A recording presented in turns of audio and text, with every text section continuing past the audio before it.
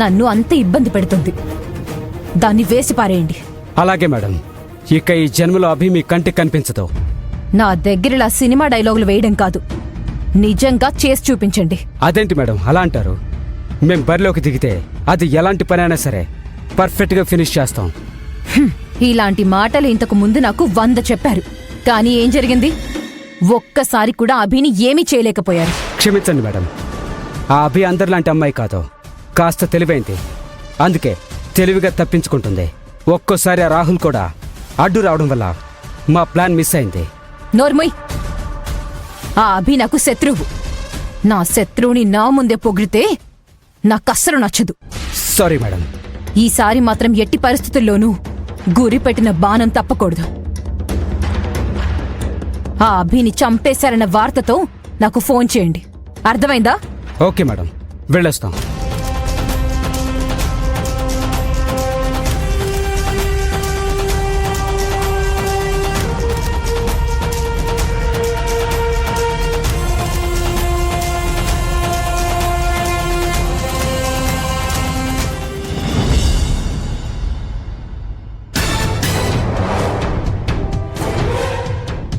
హాస్పిటల్లో ఉలుకు పలుకు లేకుండా పడున్నారు. వాళ్ళ ప్రాణాలకి ఎవరు సమాధానం చెప్తారు? ఈ అభి మన ఇంట్లో ఉంటే అందరికీ మతి పోగొడుతుంది.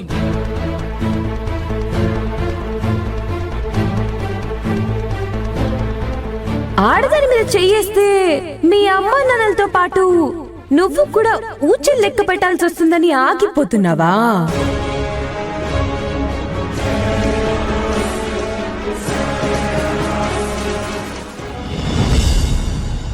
నమస్తే అండి. నమస్తే అండి. కూర్చోండి.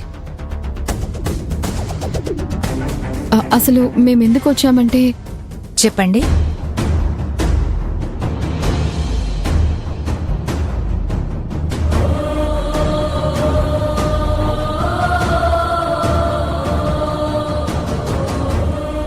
సారీ, ఈ కేసు నేను టేకప్ చేయలేను.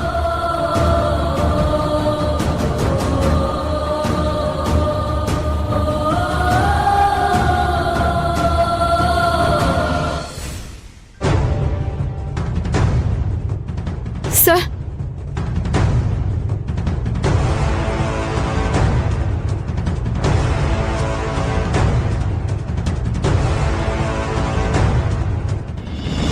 అత్తయ్య వాళ్ళ చుట్టూ కేసు ఒక ఉచ్చులాగా అల్లుకుంటోంది, ఒక ముళ్ళ కంచెలాగా బిగుసుకుంటోంది. చిన్న చిన్న కేసులైతే ఏదో ఒక దారి సులువుగా దొరికేది, కానీ ఇది మనిషి ప్రాణాలతో ముడిపడ్డ కేసు, మరొకరి కుటుంబంలో చిచ్చు రేపిన కేసు. ఇంత బలమైన కేసు నుంచి అత్తయ్యని మావయ్యని బయటికి తీసుకురావడం కష్టమవుతుందా? నాలో కూడా నమ్మకం సన్నగిల్లుతోందా? ఈ విషయంలో నాకు కూడా ఆత్మవిశ్వాసం తగ్గిపోతుందా? లేదు అభి, లేదు. నువ్వే నమ్మకాన్ని కోల్పోతే అత్తయ్యని మావయ్యని ధైర్యంగా బయటికి ఎవరు తీసుకురాగలరు? నువ్వే ఆత్మవిశ్వాసాన్ని కోల్పోతే వాళ్ళని ఈ గండం నుంచి ఎవరు తప్పించగలరు?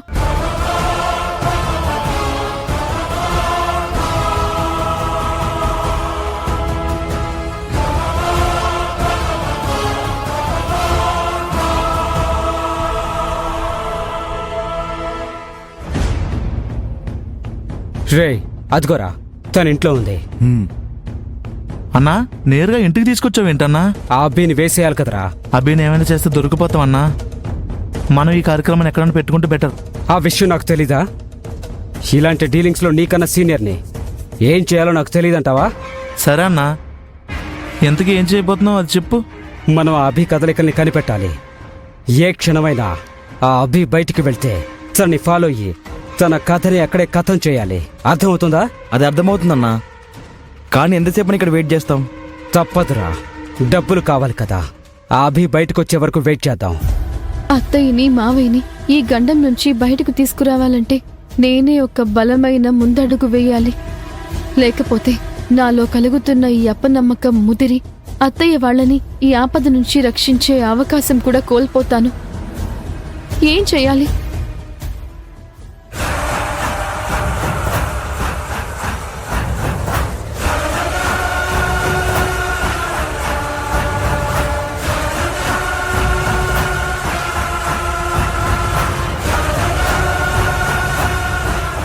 అవును, ఇక ఈ విషయంలో